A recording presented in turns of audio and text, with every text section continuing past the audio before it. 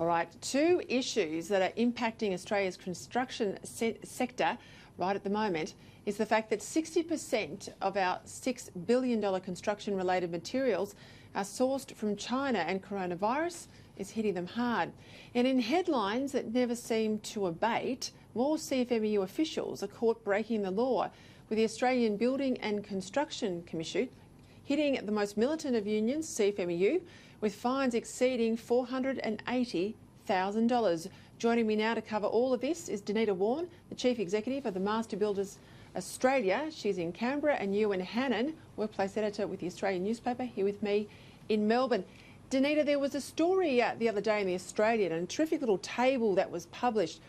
I was taken aback to see not just the volume of materials that we obviously import from China for a range of industries, but the fact in some of them it's running at 60 to 70% imports. It's as though we don't make much anymore in Australia. That's got to be concerning, particularly to builders. Absolutely. The more concerning is, Peter, that the statistics that weren't shown on that table is the parts that we rely upon for Australian manufactured building products.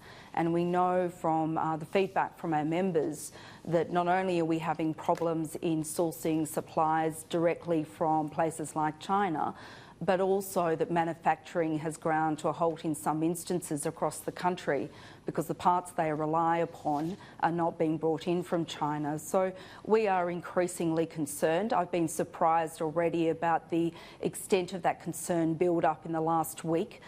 We've been advised by those on the ground that the next 4 weeks will be make or break.